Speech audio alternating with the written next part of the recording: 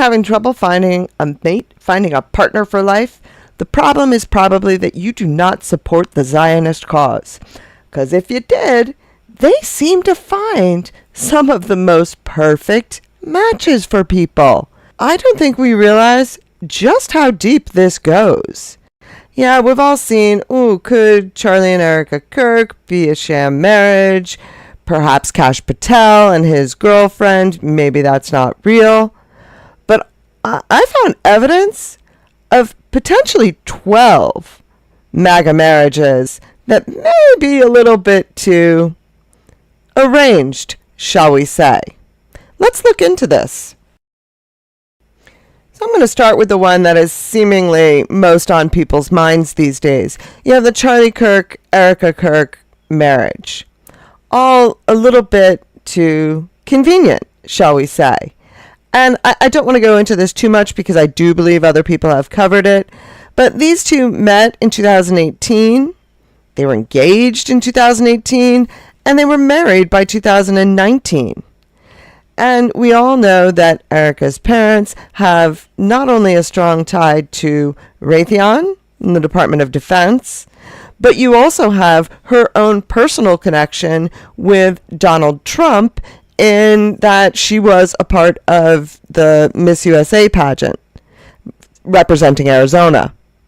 And of course, Charlie Kirk, his father, was potentially one of the architects. There's disputed reports, potentially one of the architects on Trump Tower. It seems like these two were just the perfect little MAGA young couple. But when it seems that perfect, you gotta kind of wonder if looks can be deceiving. Next up, we have this odd match, which is Kash Patel and his girlfriend, Alexis Wilkins. Now, this one, they're not married yet, although there are rumors within MAGA circles that it is coming soon, that they will be engaged soon. They met in 2023, and as I said, rumored engagement in 2025. Now, although these two seem to be taking it a little bit slower than most of the others, I do think that it seems rather convenient that this is building up just at the time that Kash becomes the director of FBI. Now, Ms. Wilkins has categorically denied any connection to Mossad, and we really have no reason to suspect this. However, I do believe that tropes generally have a basis in reality. For example, the idea that opposites attract. Yes, well, that's because they often do.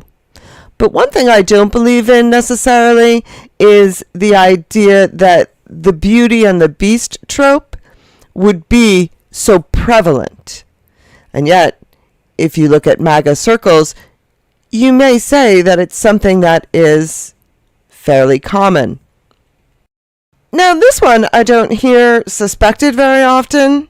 I'm not really sure why not. If you look, this is Josh and Sheer Hammer. They met in 2022.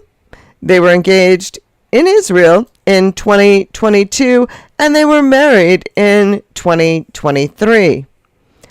I personally feel that this gentleman looks a little bit like those elves, the mean, nasty ones in movies, but other people like to refer to him as Count Dracula. Whatever way you want to refer to him or whatever he reminds you of, I still don't think it's quite a match with his wife, who is an absolutely gorgeous woman. Now, another thing you notice with a lot of these women, what they have in common, is they are involved in some way in either TV or beauty pageants or models. And I just don't know that I would expect all of these political pundits and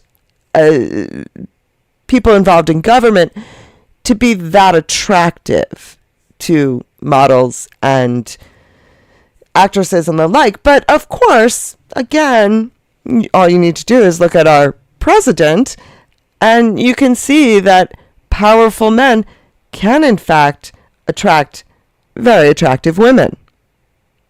Now, speaking of the president, it's very interesting when you look at his daughter Ivanka and her husband Jared Kushner. They met in 2007, were engaged by 2008, and were married by 2009. And the interesting thing about them is the reason their engagement and marriage, it was so prolonged, was actually because she had to convert to Judaism. Now, that alone took more time than the usual whirlwind marriage that you can find in some of these other cases. Does this mean that they were set up? I don't know. They seem like a very happy couple. Although I have to wonder, based on the things that I've heard from Jared Kushner lately, I'm not seeing the attraction, but that could just be me. But seeing this pattern, it made me curious about some of the other MAGA influencers that we see on a fairly regular basis. And so I looked into some of them. For example, Ben and his wife, Moore Shapiro. They met in 2007 and were married by July 2008, although the date of their engagement is private. It has not been released. Like Josh Hammer's wife, Moore Shapiro was an Israeli studying in the United States when they met, became engaged, and got married. And she is actually of Moroccan Jewish descent, and they actually got married in Israel. She generally keeps a low profile, but during times or during pro-Israeli events, these two sort of are known as the Zionist power couple. Next up, you have Stephen and Katie Miller. Now, Stephen and Katie Miller also met in 2019. Sensing a trend here? There's a lot of these. Met in 2019, they were engaged in 2019, and they married in 2020 at a Trump hotel. Now, again, I would suggest a sort of Beauty and the Beast motif here as well.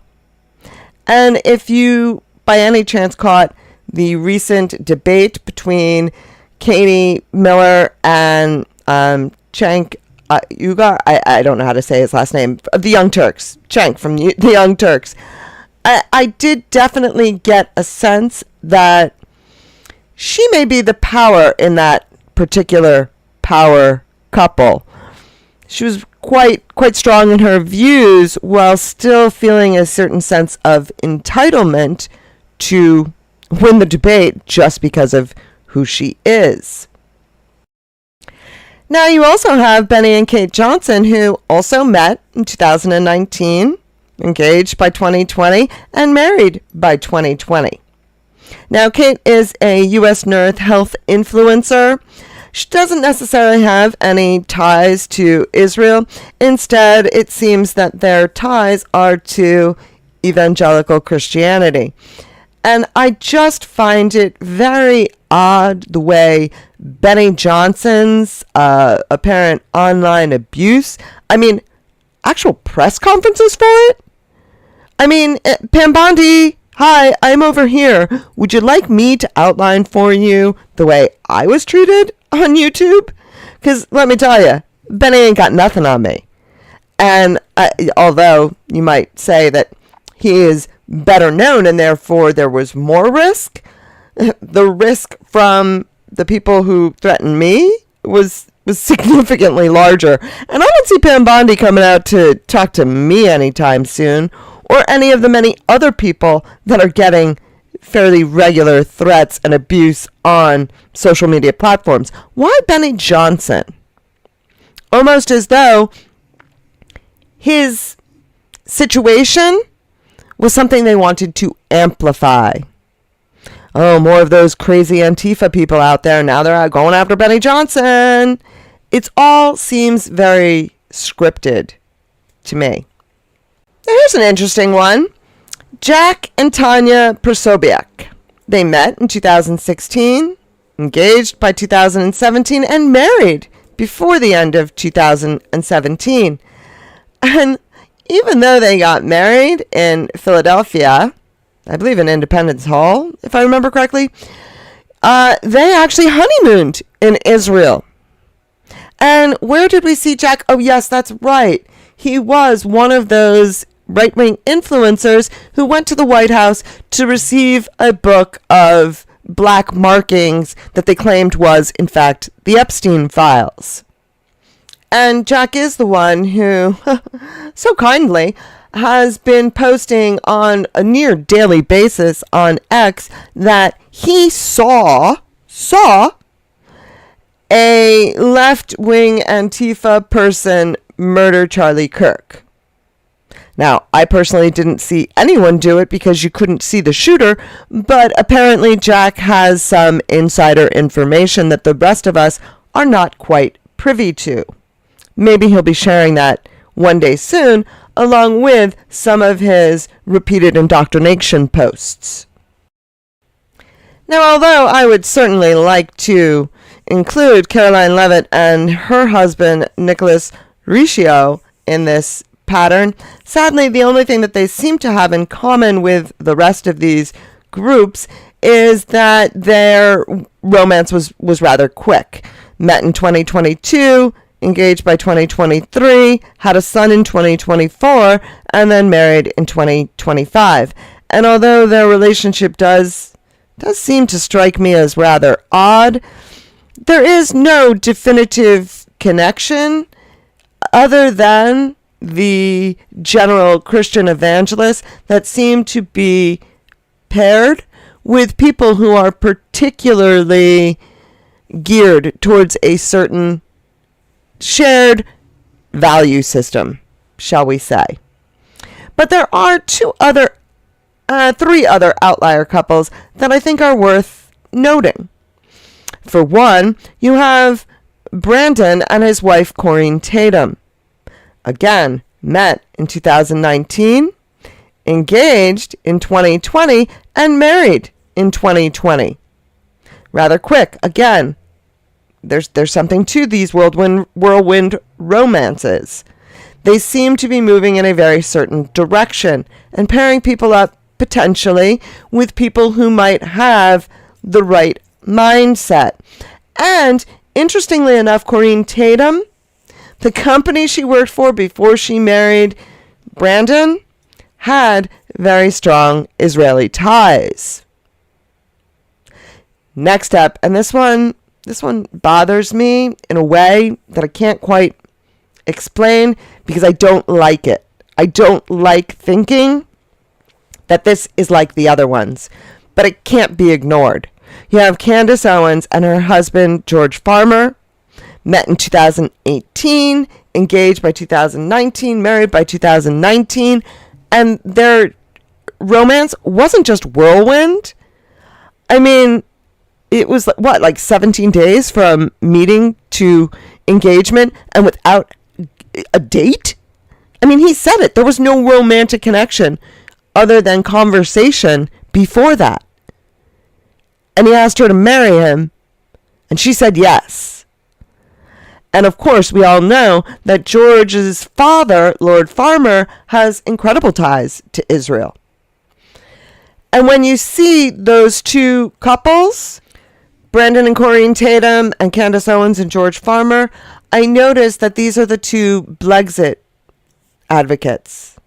And I kind of wonder if these were the two people they needed to guarantee were a part of the fold, so that when anyone were to bring up any criticism saying, yes, but you don't appeal at all to the African American community, they could say, well, how can you say that? We have Candace Owens, we have Brandon Tatum. And so these were two people that they needed to guarantee were on the reservation, shall we say. And I wonder if perhaps something went awry with Candace and George. She may think that he was the one to save her from it. I think he was intended to keep her in it, and perhaps they have broken those chains. Now, the other one that I wonder about is Dave Rubin and his husband, and I wonder about that because of the same thing. someone who they could say, well, how can you say we're against LBGTQ people if we have Dave Rubin, who is such a prominent voice in the MAGA movement? I wonder about those three couples. And again, these were couples that seem to have been arranged through the MAGA network. And that's what makes me wonder about it. I have this thing where I see patterns in human behavior and in events and in things like this. And that ability sometimes makes it hard for me to explain the different pieces and how they all connect. But when you look at each of these couples, you would say, oh, okay, that's odd. Oh, okay, that's a little bit unusual. But when you see all together, all these couples within about 2 to 3 years of each other having this same pattern of short courtship, quick engagement, quick marriage, and you see that they are all tied in with the same MAGA crowd and with the same MAGA playbook, I just don't believe that this many instances of it is a coincidence. 2 or 3 couples like this, okay, fine. But what are the odds? Then here I went over like 11 or 12 couples. What are the odds that this many couples within a single small isolated group are going to follow this clear pattern? And now all of them have the very common theme of being involved in this rather bizarre scandal that we are now kind of embroiled in, and that could theoretically lead to massive changes in our country and in our government. Could all of this just simply be coincidence? Yes. But I find it highly unlikely. But what do you think? Please do let me know your thoughts down in the comments. Thank you very much for listening, and I hope you have a great day.